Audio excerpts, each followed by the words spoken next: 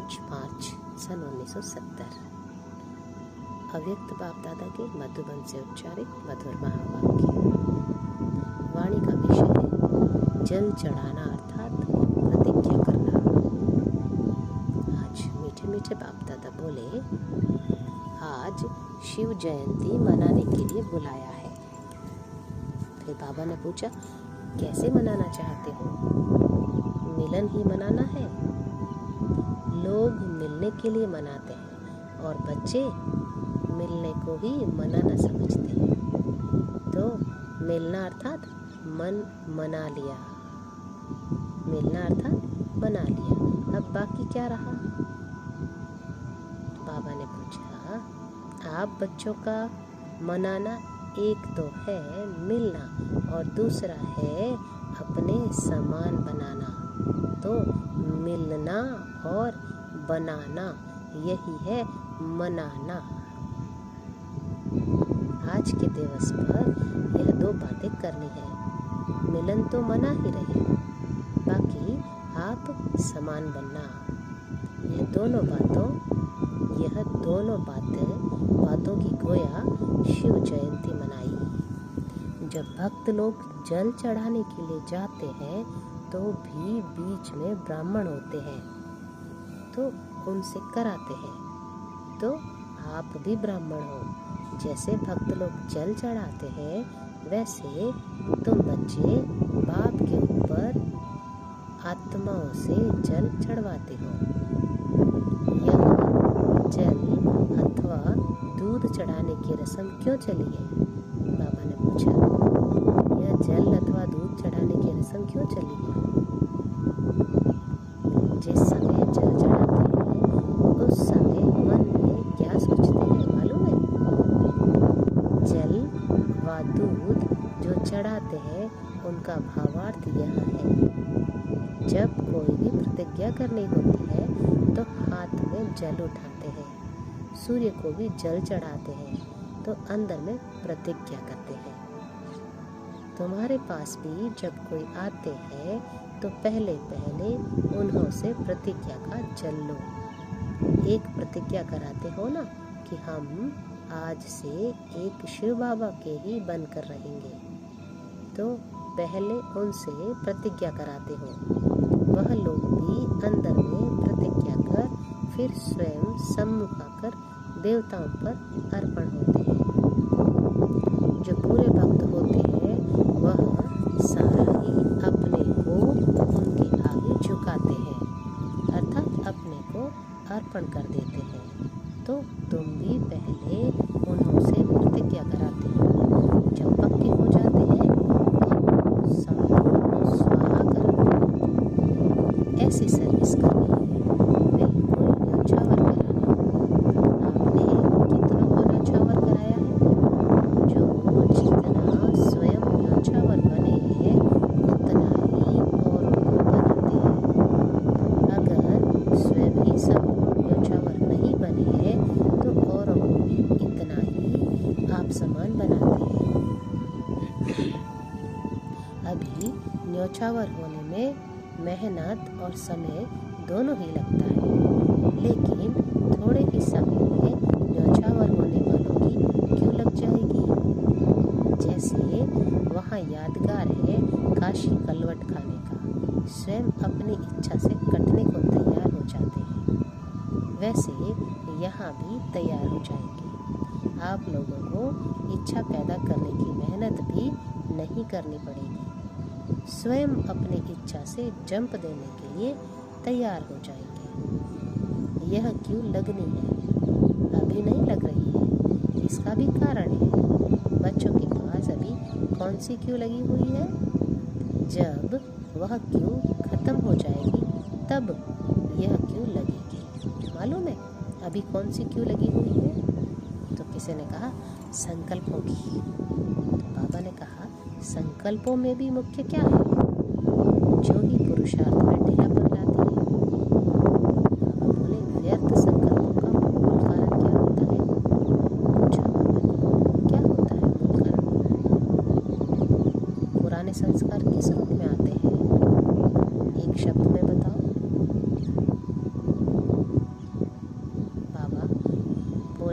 एक शब्द बताओ जिसमें व्यर्थ संकल्पों का बीज आ जाए। व्यर्थ संकल्प व विकल्प जो चलते हैं तो एक ही शब्द बुद्धि में आता है कि यह क्यों हुआ, क्यों से व्यर्थ संकल्पों की क्यों शुरू हो जाती है। अंग्रेजी में भी आप देखेंगे क्यों शब्द की निशानी सभी से टेढ़ी होती है। तो क्यों की क्यों बड़ी लंबी है। इस क्यों की समाप्ति के बाद ही संपूर्णता आएगी, फिर वह क्यों लगेगी। जब क्यों शब्द निकलेगा फिर ड्रामा की भावी पर एक रस स्थैर्य होंगे। तो अभी क्यों के क्यों की खत्म करना है, क्यों के क्यों को खत्म करना है, समझा। एक क्यों शब्द से सेकंड में कितने संकल्प पैदा हो जाते हैं। क्यों से फिर कल्पना करना शुरू हो जाता है। तो बाप भी बच्चों से यह जल की रोटी चढ़वाने के लिए आए हैं। कोई भी प्रतिज्ञा करते हैं तो जल को साक्षी रखकर करते हैं। तो अब यह रोटी चढ़ानी है। मधुबन में विशेष रिस्पॉन्सिबिलिटी पांडव दल की है। मधुबन में विशेष रिस्पॉन्सिबिलिटी पांडव दल की है। तो उस दल में अब बल होना चाहिए। पांडव दल में बल होगा तो फिर इस पांडव भवन के अंदर आसुरी संप्रदाय तो क्या, लेकिन आसुरी संकल्प भी नहीं आ सकते। इतना पहरा देना है, वह पहरा देना तो बहुत सहज है। जैसे इस गेट की रखवाली करते हो वैसे माया का जो गेट है उसकी भी रखवाली करनी है।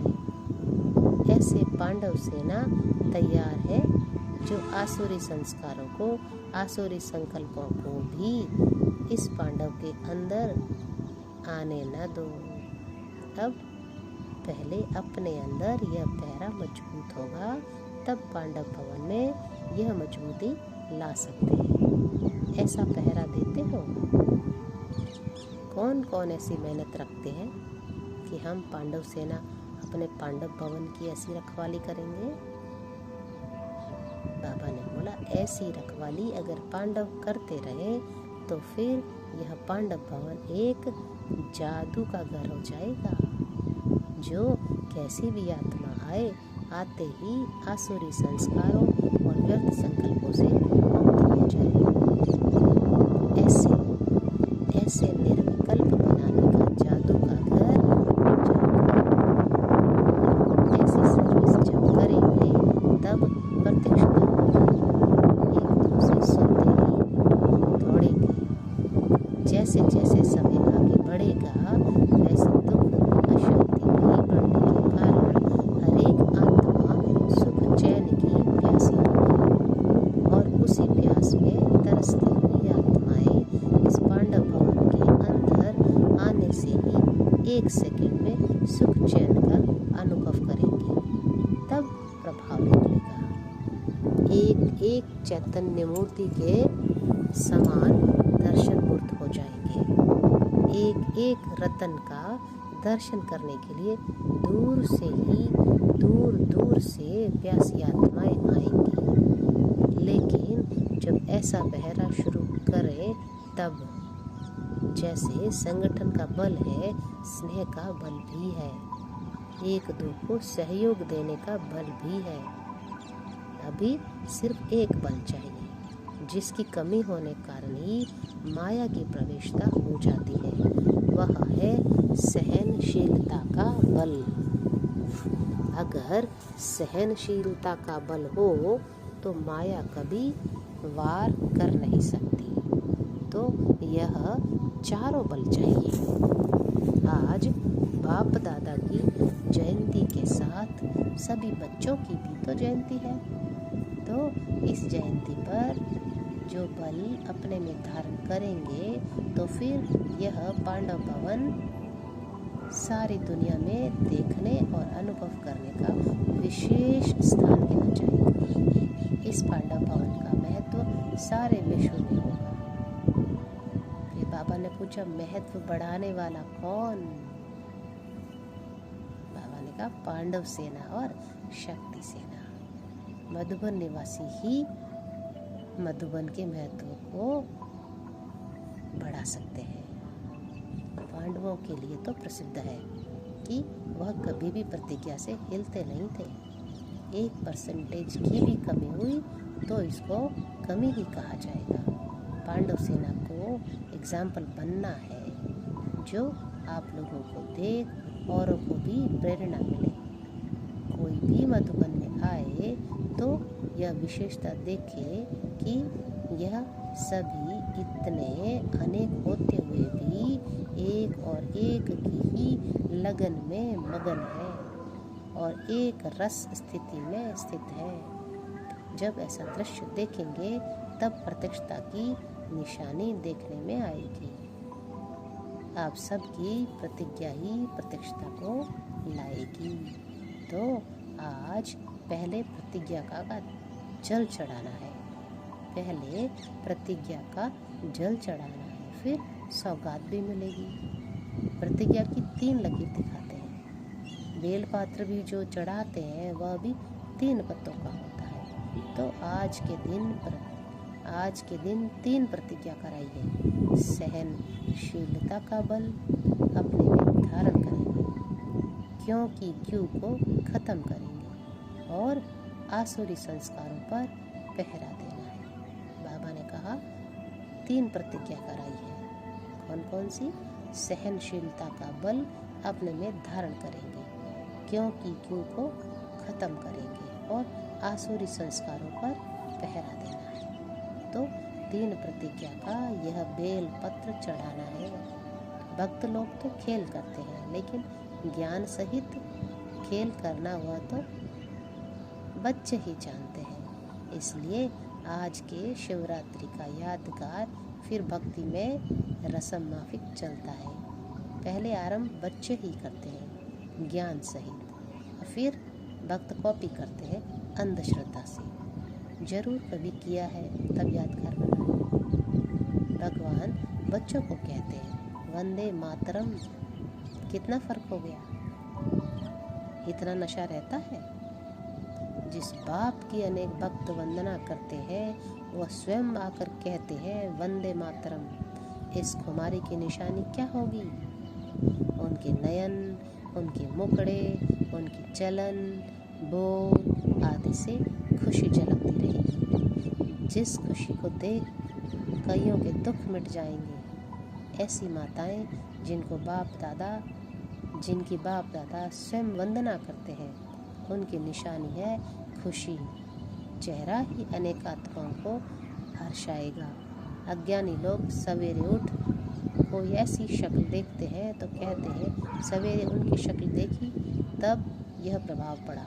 तो शक्ल का प्रभाव पड़ता है। तो आप बच्चों का हर्षित चेहरा देख सभी के अंदर हर्ष आ जाएगा। ऐसा होने वाला है। अच्छा, जितना अपने ऊपर चेकिंग करते जाएंगे उतनी चंगे आती जाएगी। संकल्प, कर्म, समय, संस्कार, इन चारों के ऊपर चेकिंग कर रहे हैं। बाबा ने कहा संकल्प, कर्म, समय, संस्कार, इन चारों के ऊपर चेकिंग करनी है। कदम कदम पर हर रोज कोई न कोई स्लोगन सामने रख उसको प्रैक्टिकल में लाओ। अच्छा।